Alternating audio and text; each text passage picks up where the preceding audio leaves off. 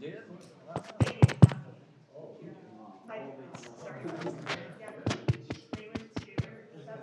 Okay, this one's going. Okay. So how's the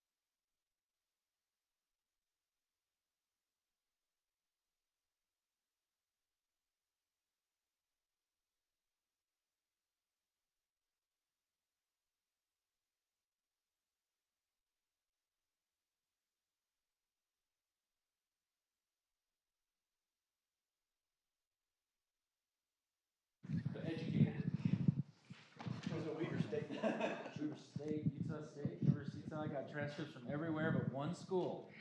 It's a big one that we're missing in Provo. I did not go there. Very proud of that. Sorry, we're just keeping you from doing your job. It's easier for me. No Yeah. worries. Okay. Welcome to today's Hinckley Forum. My name is Julia Martin, and I will be the forum host for today's conversation. The Hinckley Institute of Politics is a nonpartisan institute at the University of Utah. The Hinckley provides an array of transformative experiences for students through internships, forums, and classes. Hinckley Forum seeks to foster public discourse and civil debate on the most current and pressing issues, bringing in local, national, and international thought leaders. Today's forum is a conversation with Congressman Blake Moore. Congressman Blake Moore was born in Ogden, Utah. He earned a BA in Behavioral Science and Health from the University of Utah and an MA in Public Policy and Administration from Northwestern University. His career experience includes working as an international healthcare consultant with Dockberry International, a Foreign Service officer with the U.S. Department of State, and an executive with the Cicero Group. He has served as the congressman for Utah's 1st Congressional District since 2001. We are thrilled that he could join us today. Today, Congressman Blake will be joined in conversation by Jason Perry. Jason is the Vice President for Government Relations and the Director of the Hinckley Institute of Politics at the University of Utah.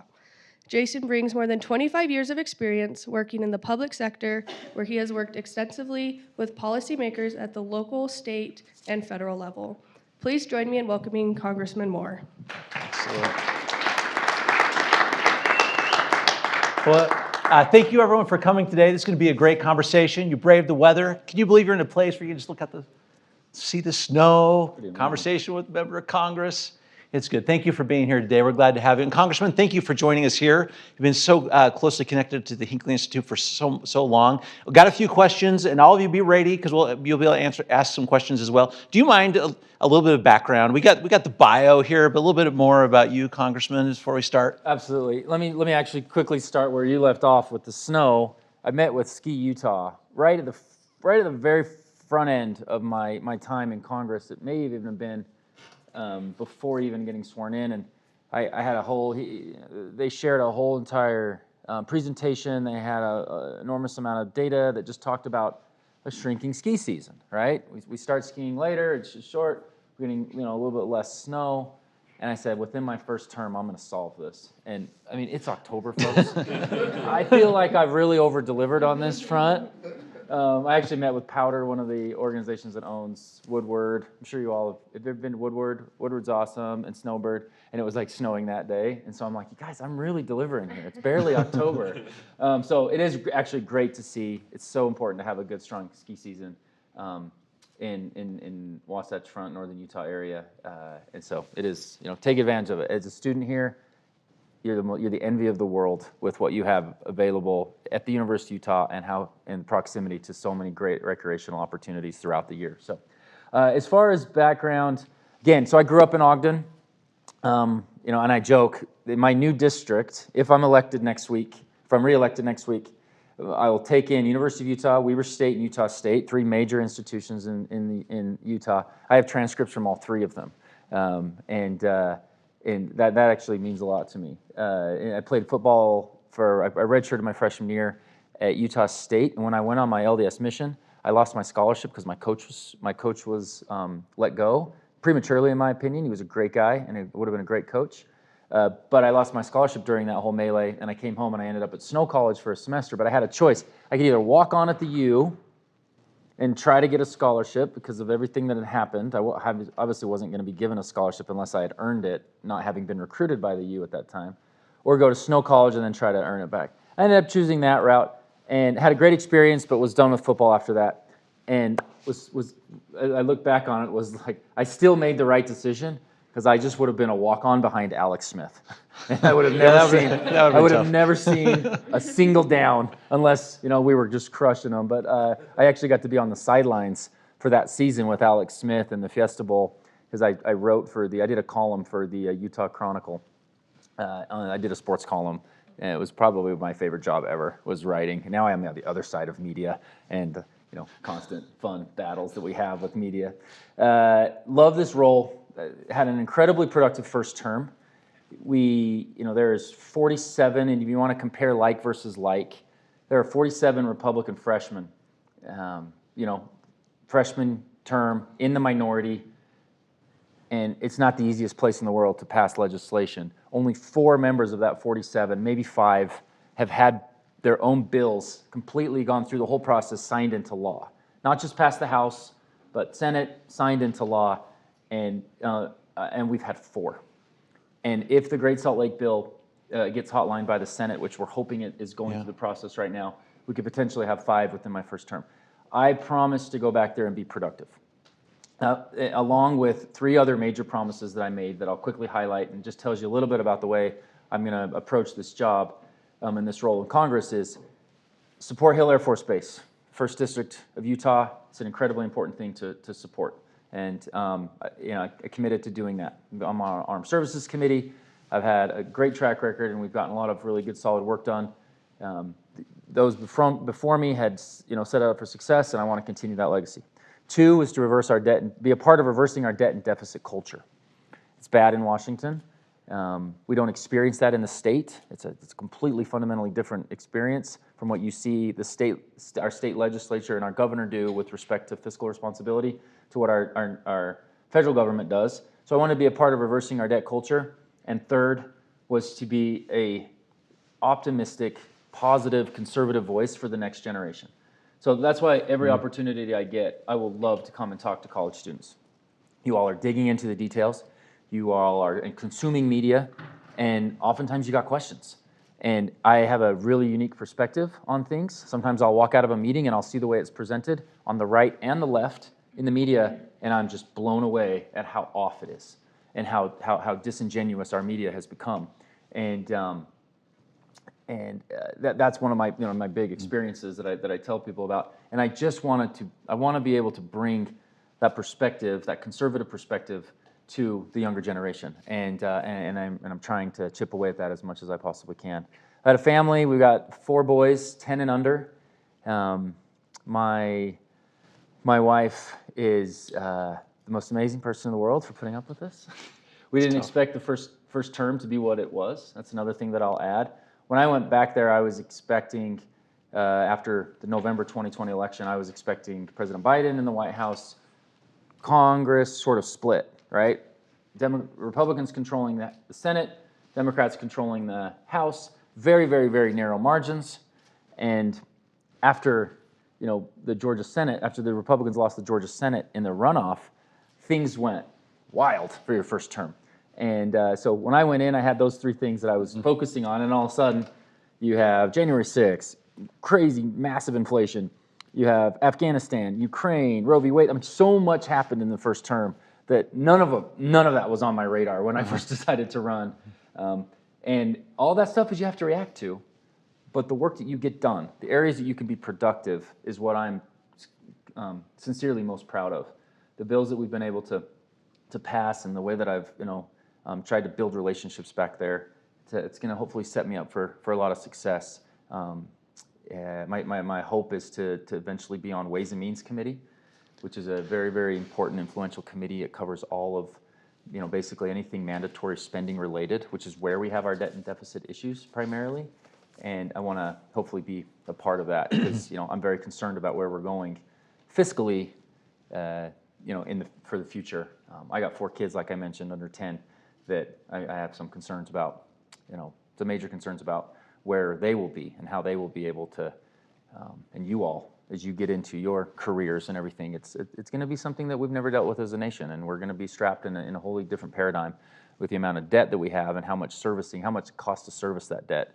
Going forward, it's a paradigm shift. I want to get into a couple of those issues, but I was going to back up for a moment about you. You went in with a couple of priorities. I don't know if you recall, I had a chance to interview you when you were your candidate for the first time, Yes. And you had some ideas about what you wanted to accomplish. You mentioned one there, you wanted to be in the Armed Services Committee, which you did and have been. I'll talk about that committee, but maybe because we want these students, we're going to see a couple of these students here be elected officials one day, and hopefully in Congress at some point. Maybe one of you will challenge me and knock me off my seat.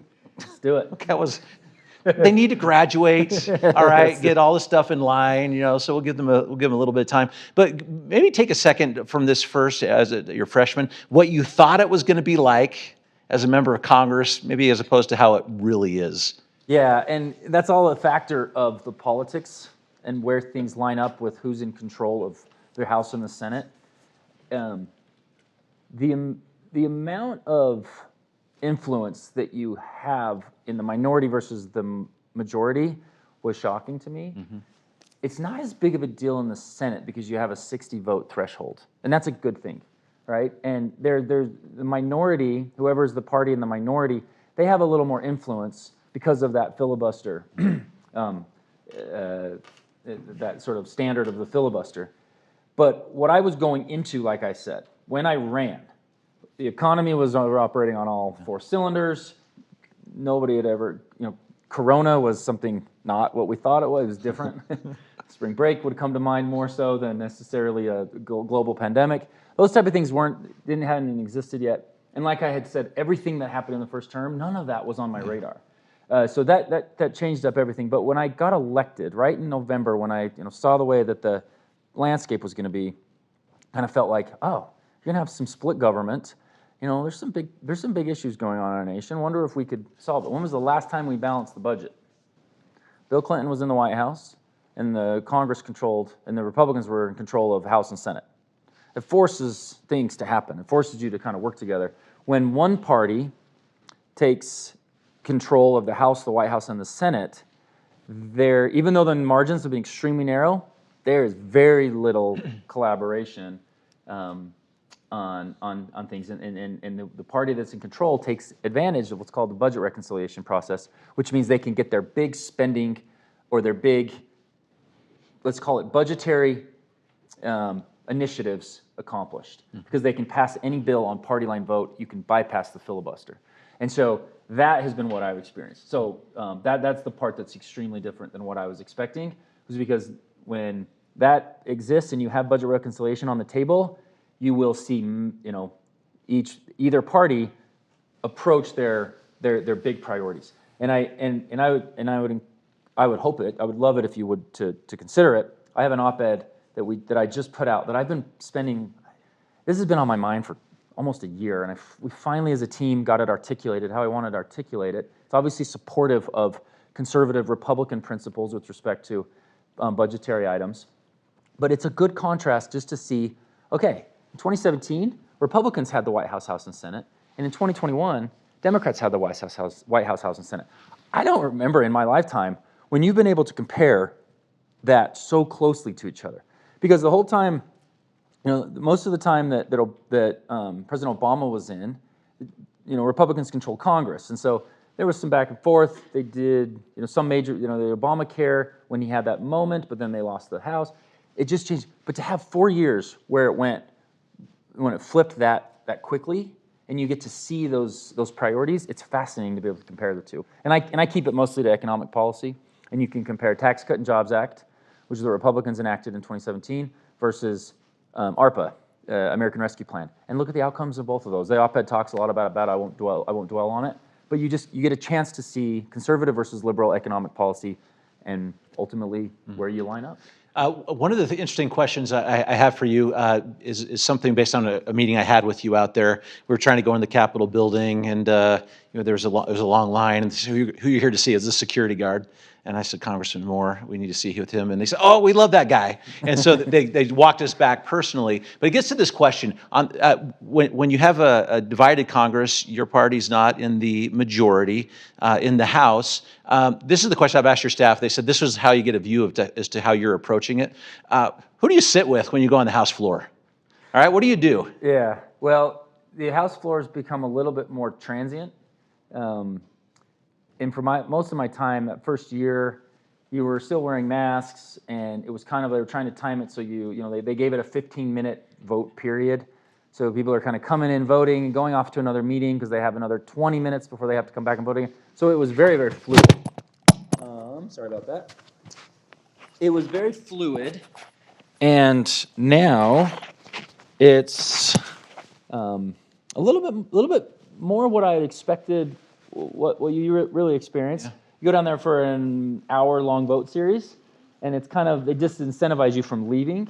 So they do votes every 2 to 5 minutes, which is nice because then you have to basically stay there.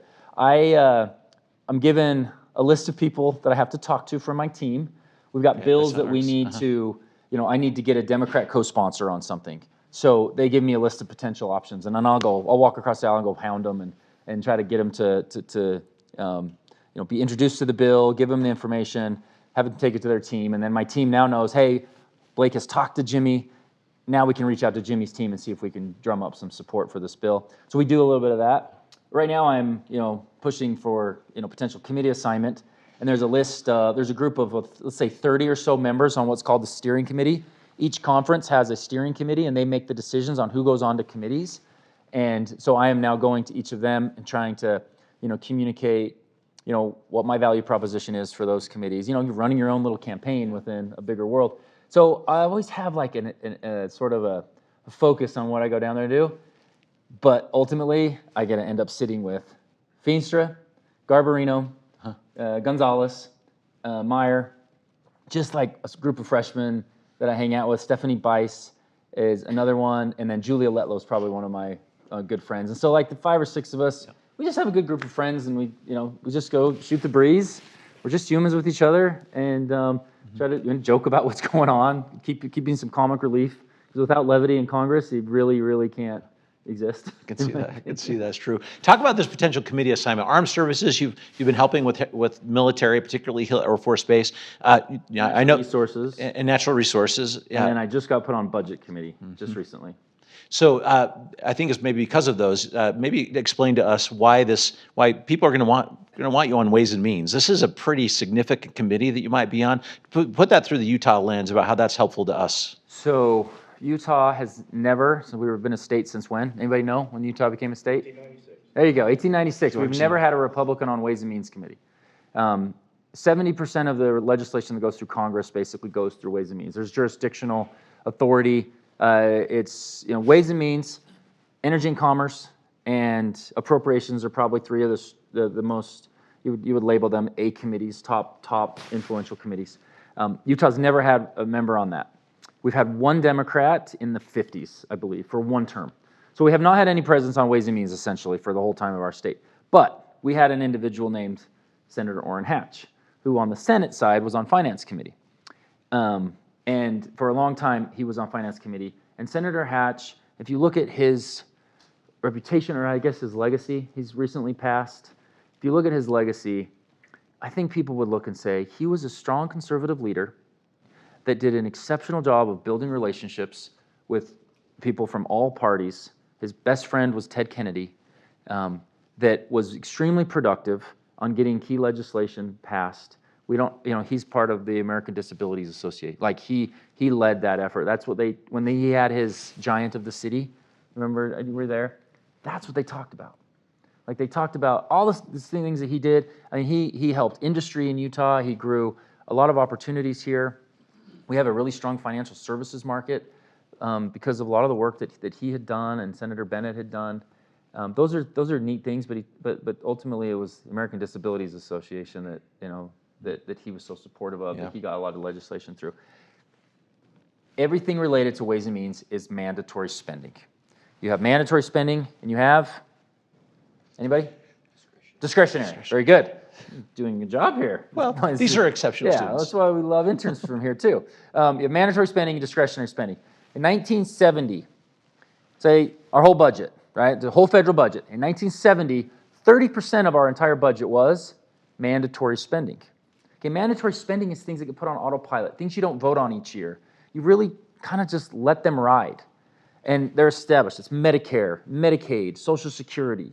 Those types of programs, 30% of our budget, that's what it covered. The additional was discretionary. That's things you vote on, our defense bill, different agencies within the administration, Department of Commerce, Health and Human Services, all those types of things. A lot of that budget gets put under discretionary. And those are things that you have to vote on for appropriations bills each year. Okay, remember, 30% to 70%. 50 years later, 2022, 70% of our budget is mandatory spending. 30% is now discretionary. Why is that a big deal? mandatory spending grows at a significant clip, faster than discretionary. It grows much bigger, much faster, and we are at a point now where we're running trillion-dollar deficits every year, and we've got to be able to figure out how to address this behemoth of a budget item for very, very important programs that are going to continue to exist. We have to make them exist. They are too vital to everything. You paid into the system. You deserve to be able to reap the rewards of what you've done. Social Security, healthcare, all that type of stuff. Everything with Ways and Means deals with that mandatory spending ledger. If we don't figure out that, then we'll continue to go down this road of constant huge deficits and debt that just continues to run out of control. And a lot of these programs were designed not with 2022 in mind. They didn't realize what our life expectancy was going to be. They didn't realize, this Social Security was never meant to be someone's entire retirement plan, right? And we've just let them exist because they're very difficult to address politically. And Ways and Means is the area in which you go about doing that, and that's kind of and that's what I hope to be, involved with. It's part of my three-pronged initial approach: support Hill Air Force Base, reverse our debt culture, and be a conservative voice for the next generation. So you just painted a little picture about where some of these huge expenses come from, et cetera. Can you give, through the student's eyes, this debt? Why we should be so concerned about it, maybe as students, but us in particular. Kind of paint that picture for us, what that actually means that we have these trillions of dollars of deficit. So the most important thing with regards to debt, we often talk about a debt ceiling. We often talk about 31 trillion. What's really, really important is our debt to GDP ratio. So the most troubling thing is our debt to GDP ratio got above a 1.0 during the 40s. So what was happening during the 40s, 1940? It's almost 2040. Yeah. World War II. We reached about a 1.3 recently. And COVID, while troublesome, was not a World War II type of catastrophic event. But we got to that point. And we have reached this debt to GDP of 1.3. That we've got to bend that back down. The most healthy we could get that ratio to at this point is about a 0.7. If we could get it to a sustainable 0.7, that still doesn't balance the budget, but it gets it into the right realm that we can continue to grow our strong GDP.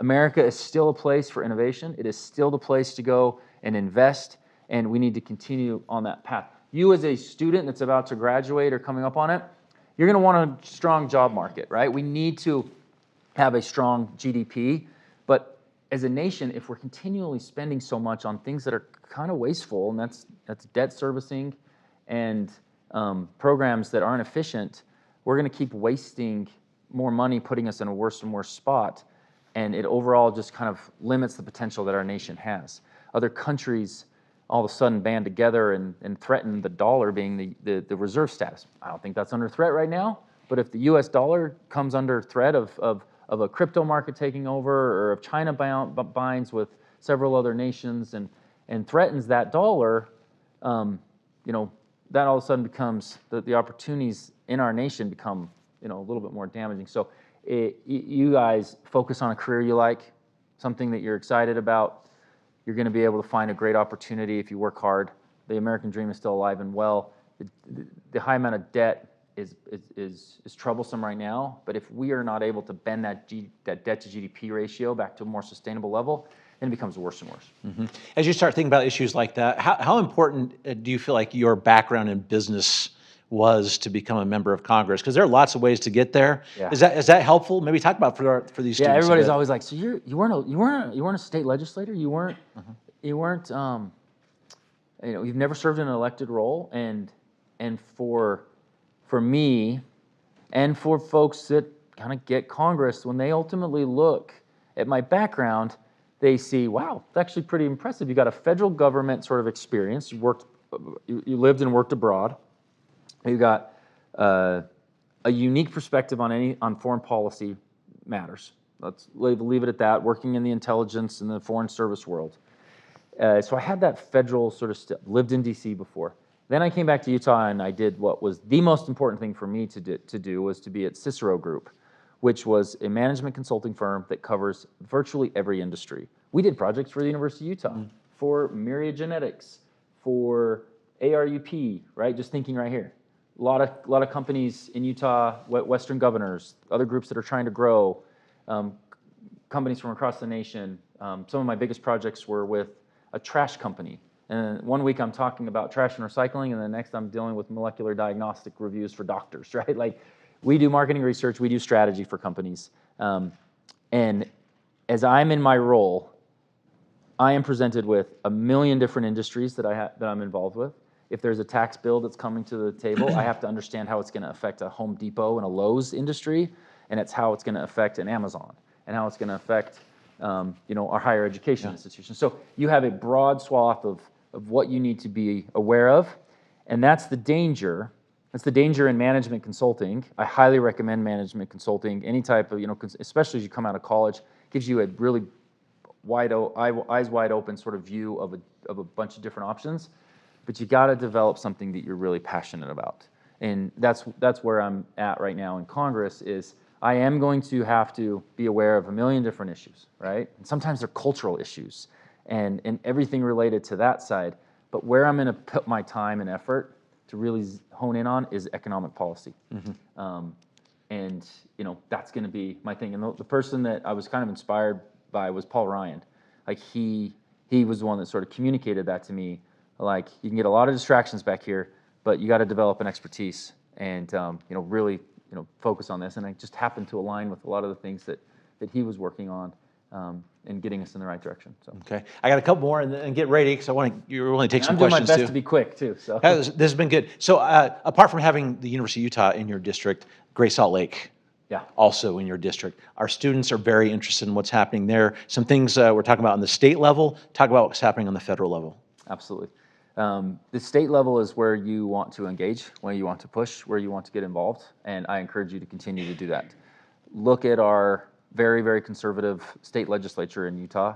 They've made this a priority. They have made the concern of a lack of precipitation over year, the drought that we're experiencing.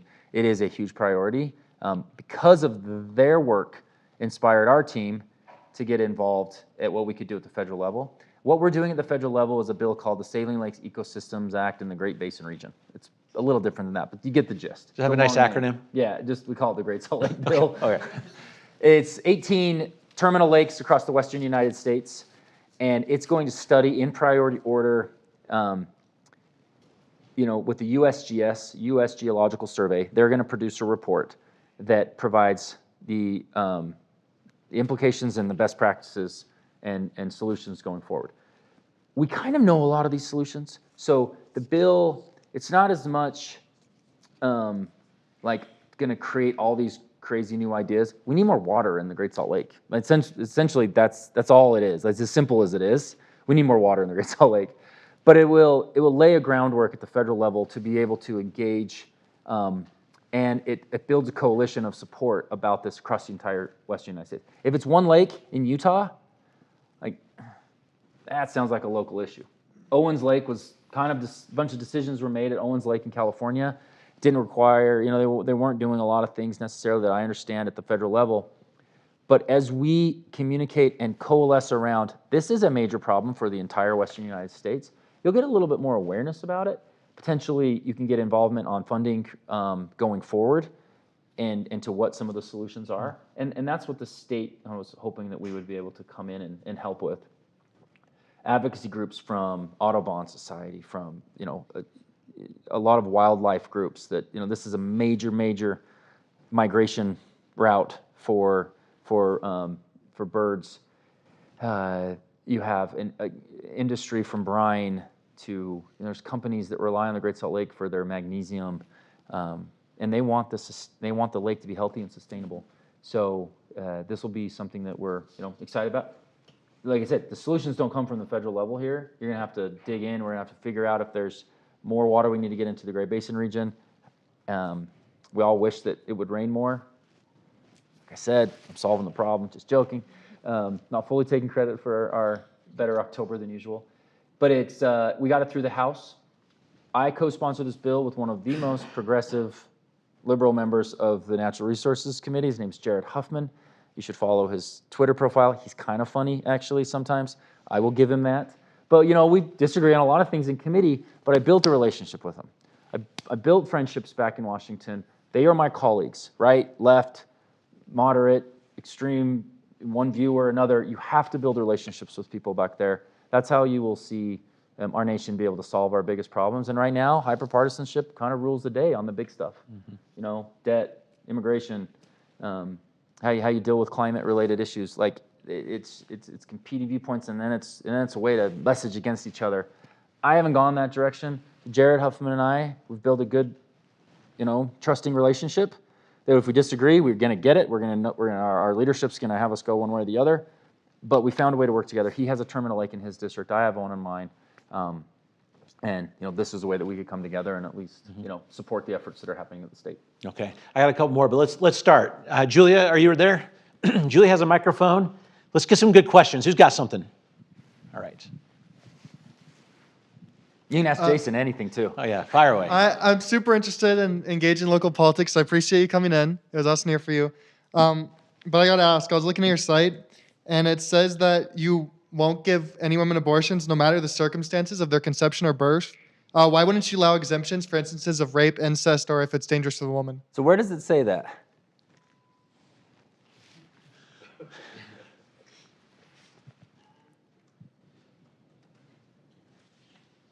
We bring stuff with us. Yeah.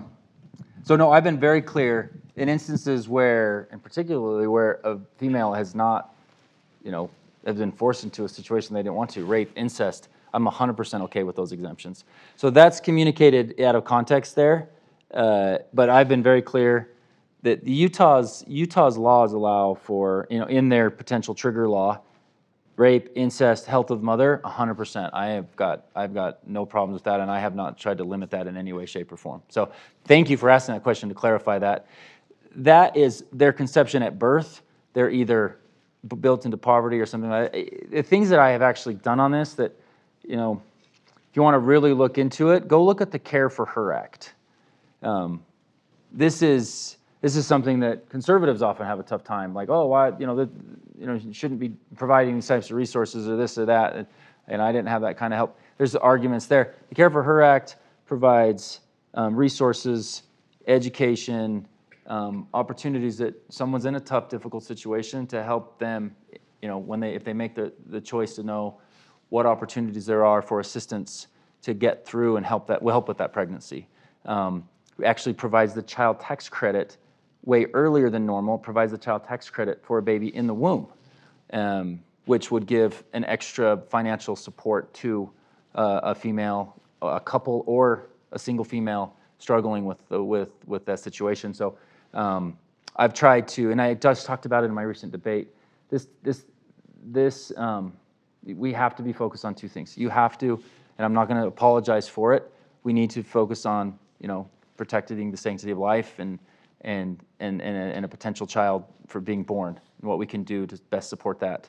But also recognize that there are difficult situations that women and couples are going to be put into, and where can we find ways to help increase that support? And so that's the approach I've taken. So thank you for clarifying that. Yeah, that stance does not mean that I don't support rape, incest, or health of the mother, for sure. Sounds like we can find some common ground. Thank you. Absolutely. Okay, what else? Got one in the back there, Julia. You guys are seeing the most facial hair I've ever had in my life. Is this No Shave November stuff? Well, yeah, going but on? it started way back in October, so we get to this point. This is not from November 1st. Hi. You allude a bit to the American dollar position in the world being threatened, not as threatened as might think. But with the ratio of debt to GDP, what protection do we have for foreign actors' actions against foreign actor actions like bond dumping, say if a coordinated bond dumping action to devalue our debt? Yeah. I'm not prepared to specifically speak about bond dumping right now, but what I was actually going to say just a moment ago was as we continue to get into more debt, it becomes much more difficult for us to do what other nations will do to us in competing global markets. and the other nations, particularly China, they will subsidize their industries like crazy just to be able to gain the market share and then take over and sort of price us out of the market. You see them do it on like solar panels and things like that. We become much less competitive the more and more we grow into further debt. So specifically bond dumping, I'm not equipped to be able to address it right now, and I won't ever just talk my way through a question that I'm not like perfectly up to speed on. We're always happy to look into that type of stuff. But if we don't come at these things from a position of strength, then that's when we continually erode our ability to do the big things that we as a nation used to be able to do. I got that question asked at a UTA. UTA is electrifying a lot of their buses and their grid and what they're trying. Well, particularly their inventory, not necessarily the grid, but they are doing some stuff there. But that was about a bus electrification. And somebody asked, like, this shouldn't be that hard as a nation. Why can't we do big things anymore? And I'm like, well, we've never been in 1.3 debt to GDP with the debt that we have right now. It's going to strap us from being able to make those huge investments that ultimately pay off. Because investment spending is still a good way to use federal dollars, right? And I've never stood in front of a group and said, we have to have a balanced budget every single year. Our nation has existed without balanced budgets the majority of the years. Unfortunately, what we haven't done, what we've always done in society, or in American history, if you look back at when we do have balanced budgets, they're always like 7 to 10 years, and we get back to that point. That instills a lot of confidence from taxpayers, but it also shows the rest of the world, oh, America at any point can get back to a balanced budget. But there was a war, they had to spend some more. Oh, there was a big infrastructure need that they needed, they had to spend some more. But they ultimately get back to that balanced budget. But we're going on 25 years almost now with no real sight, no real end in sight of getting a balanced budget. That's gonna erode our potential of instilling confidence and also warding off foreign threats. Again, but we still do have the strongest economy. I look at what we create and the way we go about it, and how China creates a lot of things in their economy. They're not leading in these measures. They do well when they reverse engineer and they see what we're producing. That gives me some confidence still, but at some point, it's going to become really, really difficult. Great question. Okay, what else do we have? Right up here, saw the first, sorry. I can repeat it if you want. Sorry. Okay, that's good. Okay. So real quick question, to what extent, if any, are you and your colleagues in the House involved with or working around what's going on in Ukraine? Are you working on legislation? Maybe you aren't, I don't know. Like, how does this kind of factor into the stuff you're doing? Oh, great. So there's not, the major legislation that comes through Congress is for funding. And you saw a funding bill several months ago. On the armed services side, so Armed Services Committee is an interesting committee in that we are not necessarily shaping DoD direction. We are the purse strings, and we get to control where money and what programs they go to in coordination with the DoD. In a situation like this, where we're basically fighting a proxy war, our main role has been, to what extent are we comfortable funding, and continual oversight on making sure we know how it's being used and what the direction and plans are going forward, because that's our what we can actually control is, well, then if we don't like where you're going with this, you're not going to get funding out of us, and that's generally how we're working on it. We're not on a day-to-day, even in Armed Services Committee, we're more so getting updated on progress and how things are going. A lot of that's classified, but it's been, as though when I left session end of September, it's a really positive movement. Some of the regions had ceded back some control for Ukraine, and it's troubling to see what's going on. Figuring out what a peace treaty ultimately looks like. You'll have key players. You'll have the Foreign Affairs Committee weighing in. DoD will have a significant role in that. But that is ultimately a decision that, we can influence, but we don't necessarily decide. But whatever way we can influence to get it to that end in sight is paramount now, because this could just go on forever and ever, and you're going to see, U.S. dollars be really, really tough going towards that, continuing in the future. We're comfortable with what we've done now, but it's going to get more and more difficult. So it's horrifically sad, and the aggressors on this, Putin, what they're doing is just, it's so inhumane. I'm hopeful that there can be some level of reality snapped into Putin, that he recognizes, let's take this as a win. They can figure it out and move forward. But I'm scared about that not being articulated yet. Okay, Julia, over here on the end. Oh, about Ukraine? Question back. Okay, right here. Sorry, someone over here? Great questions, though. Yeah, these have been really thoughtful. Hi. I was just wondering, how do you react or handle extremists while in D.C.? For example, you have AOC and Maxine Waters at like the Roe v. Wade protests, and then you have Pelosi saying that she would fight Trump. How do you like kind of handle or react with that? Yeah.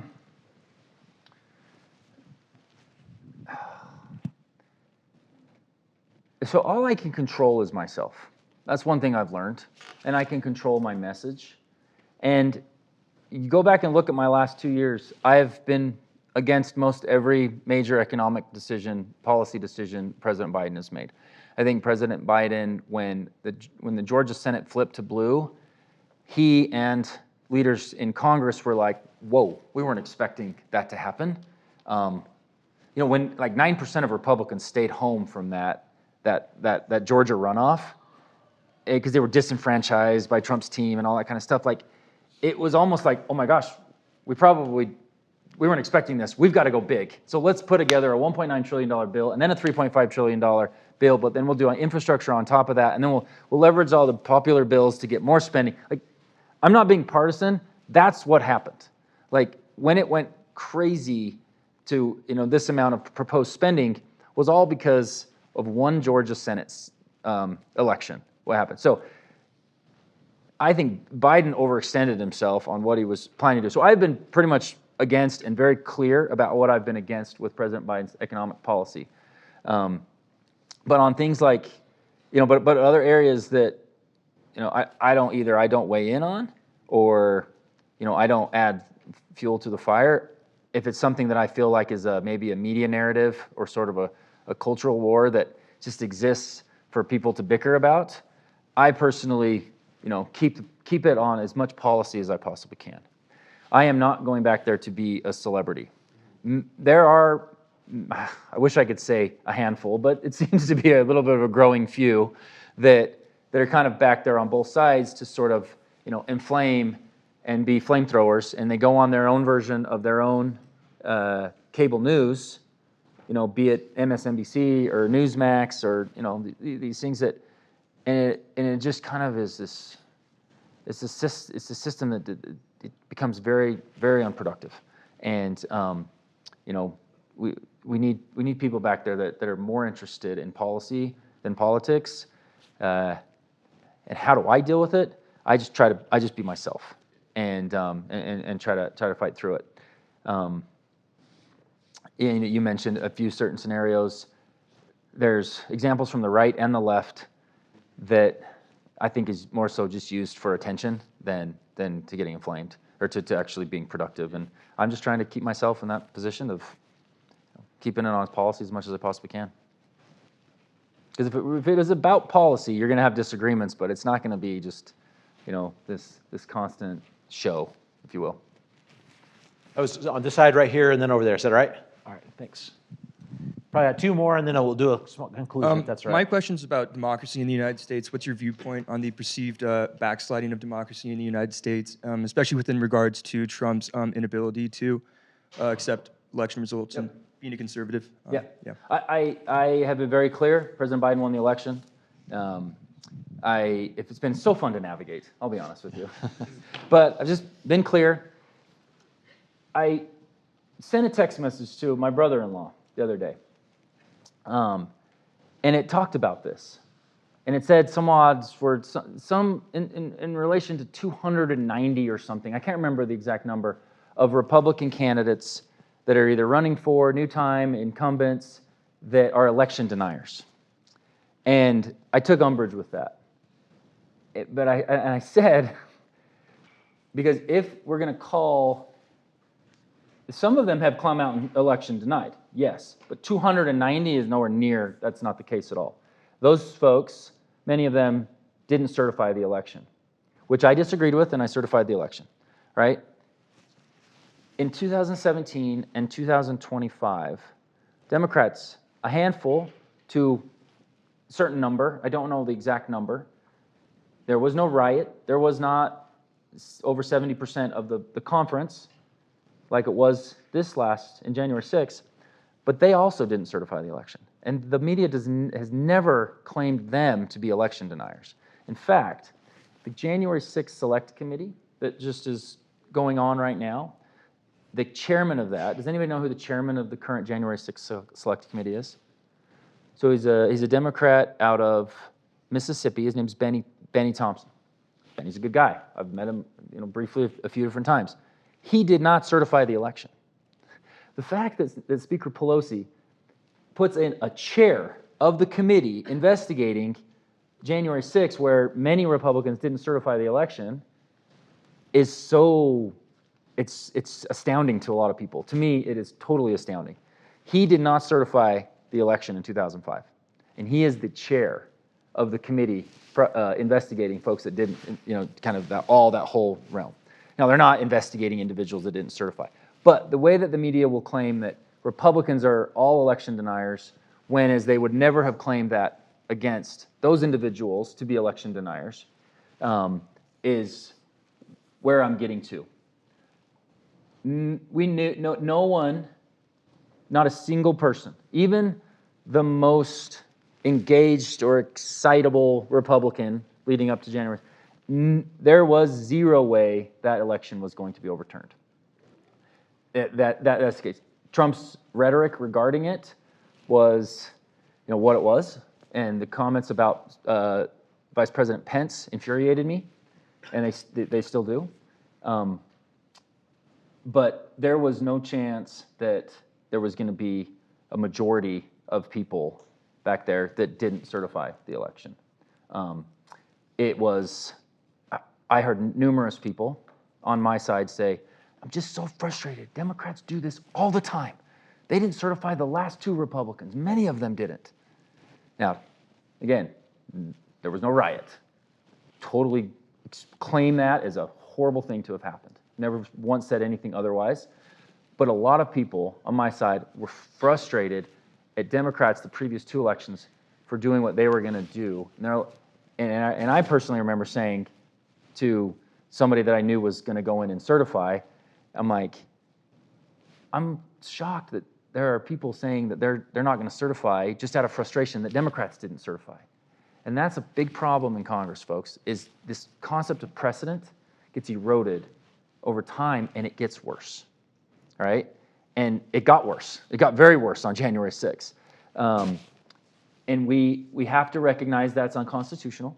And I was very clear about that. If there are not two slates of electors, there is no debate to be had. You certify the election, that whole entire experience is ceremonial, and it should not be used as a way to just get, a point or something made about election integrity. There were issues with the way Pennsylvania and the Secretary of State and the process that they did, right? I still think, I didn't agree with the fact that we should not certify that election because I believe that's unconstitutional unless there are two slates of electors. If there are two slates, you should have the debate.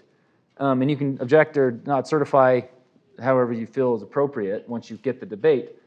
But in the case of where it was presented to me on January 6th, it was unconstitutional. It was unconstitutional in the two elections prior where Democrats did it as well.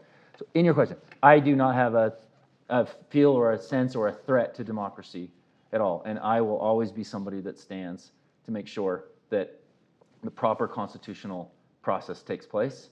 And I won't let, I was getting a lot of pressure, my first 3 days. It was not a fun experience. And I'm really, proud of the way I've navigated it, and I am not concerned of a threat of democracy, particularly, make sure we don't have another January 6th again. All right, for one more really quick last one, so I'll make sure you get your chance here, all right? We got like 2 minutes. Congressman, I know before you have to go. Okay, great. So having worked a little bit in policy myself, I've come to realize how difficult it is to actually create policy or try to understand the knock-on effects of different policies. I'm wondering if you could tell us a little bit about your process for evaluating different bills that you're considering to decide whether you want to support them or not. I love it. I wish I had the perfect solution for it. My process is heavily reliant on my team. I have a legislative director that has a solid experience in particular areas per se. My chief of staff was a legislative director before I chose her to be my chief. I chose her to be my legislative director because I was a consultant. I was in intelligence and foreign service work. I don't have a legislative background, and I built a strong team around me that does. So I rely heavily on my team. A couple of examples. You will see things come to committee that is like, look, this is their big initiative, and they're going to ram it through on a party line vote. Those become pretty simple. It's like, yeah, I could find areas that I agree with, but I am not supportive of this entire package, and we know that you're just moving it through the process to get it passed, to get it back on the floor. And in a lot of cases, there was bills that were passed in the 216th or the 116th that they just re-upped to pass in the 117th. And they try to do it real quick on the front end. Those are easy no's, right? The areas that you have actual initiatives from your own district that you need to go build support for, those are things through committee that you build on. Candidly, this year in committee, it's either been a recorded vote of party line or unanimous consent at a committee. Like there's been basically 2 votes in my committee work on in particular on natural resources. Armed Services is a little different because it is such a good, strong bipartisan committee. Natural Resources tends to be a little more strident. And so there's a little bit of foregone conclusion, and then there's the reality of the stuff that you can get through the Senate, the 60-vote threshold in the Senate. There's good collaboration. You work on it. You find areas to support it. You like it, and it's usually very workable. The other thing, the majority of things get passed in Congress via suspension of the rules, which means that it's popular enough to reach 2/3 of a vote. So when everybody says that Congress is just so gridlocked, we don't get anything done, go look at all the suspensions that we passed this year. There's a lot, right? The majority of stuff gets done that way.